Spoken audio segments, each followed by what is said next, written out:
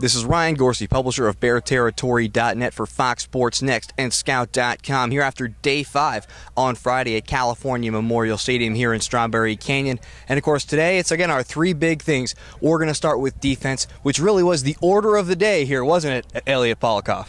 Yeah, Coach Dykes said that the defense really outperformed the offense today, and I have to agree with him after watching that. There were some very strong performances on the defensive side of the ball.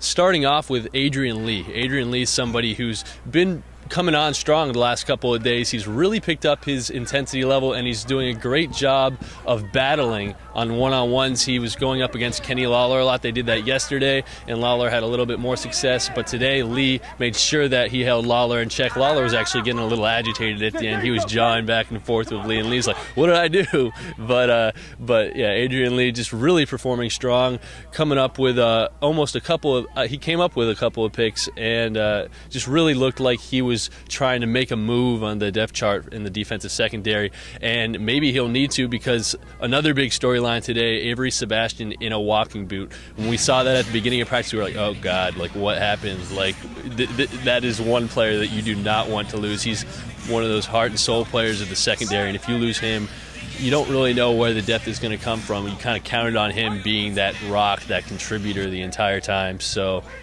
he was in a walking boot. We talked to Dykes, and he said that it was just kind of a minor bone bruise in the foot. Like, he could have played if he wanted to, but this coaching staff, if you haven't been able to tell so far, is definitely taking the more cautionary approach. They're not letting any potential, small injuries now turn into bigger injuries down the road, because especially in the defensive secondary, you need all the health you can get there. We've established that there's the starting four and a couple of the second team is very strong, but you just don't want to play too many freshmen right off the bat in the secondary if you don't have to. So that was another big storyline. And then last but not least is Kyle Cragen, really showing up today. His motor's been there the entire camp, but today it kind of yielded the results. I mean, the fruit of his labors paid off, kind of. He starting off 11-on-11s with a bang. He sacked Austin Hinder on the first play, then second play forces a fumble from Austin Hinder. So he really has been making a move.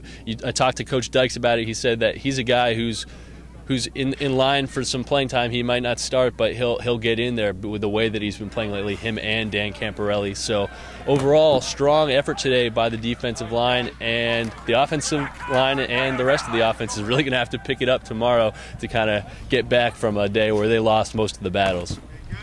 And when you want to find out about the offense, well, we're going to talk about that just on the other side of the click. So that'll be our second set of the three big things and the 3 up, 3 down today. So check us out then. Until then, this is Ryan Gorsey for BearTerritory.net, Fox Sports Next, and Scout.com, here with Elliot Polikoff, my good little intern. We will catch you on the flip side.